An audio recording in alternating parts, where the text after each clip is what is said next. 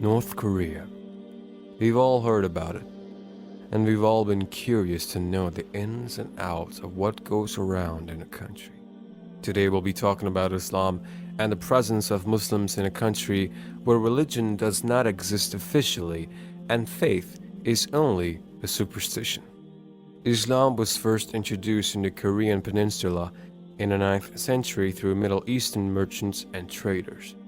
Through markets and intermarriages amongst the communities, Islam continued to grow in Korea, and by the 11th century, trade missions between Koreans and Arabs escalated.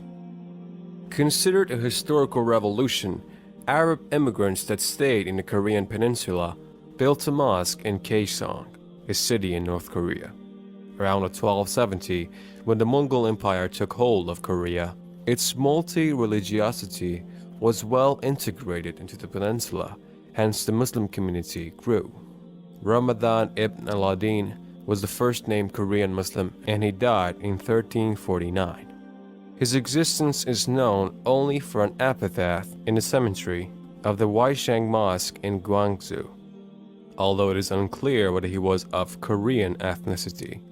Islam, however, still did not hold a significant impact over the society, and when annexations, regimes, and wars took place, over 1 million Muslims in Korea fled towards neighboring countries, including China.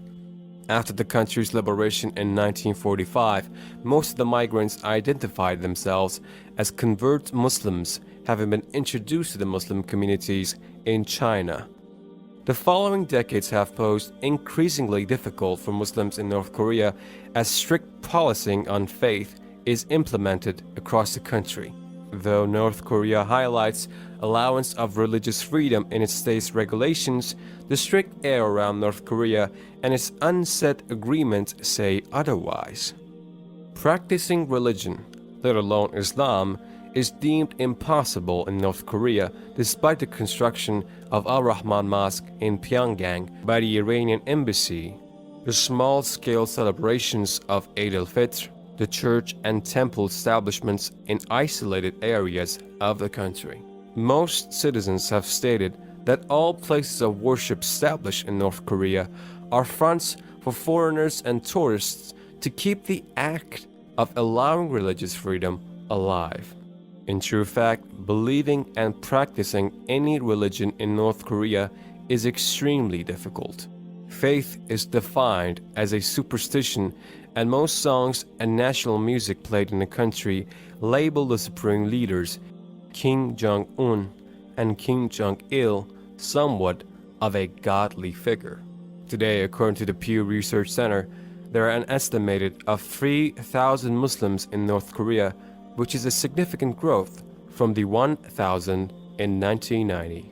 Most of the Muslims are a result of intermarriages among nationals and foreigners.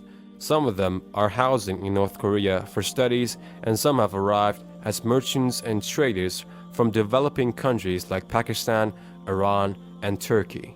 The rest are nationals that converted to Islam. In North Korea, speaking up on religion and faith may get one arrested and detained among the hundreds and thousands in political prisons.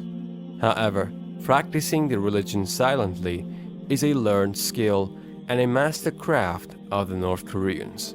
You may wonder why Muslims from developing countries and trading countries opt to live in a country that has demonized the concept of religion itself. Though Islam is yet to position itself as a part of the country's religious sector, the Muslims in the country have established a culture of peace and traditional living through silent practicing and preaching. Eid al-Fitr is celebrated in the country, Salah is offered, and the presence of foreigners in the country gives Muslims a chance to celebrate their religion.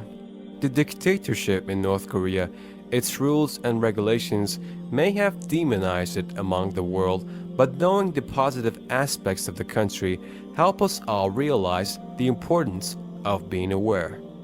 We hope the states regulate their rivalries and shake hands towards establishing friendly relations so Muslims and citizens of all other faiths can live and practice freely.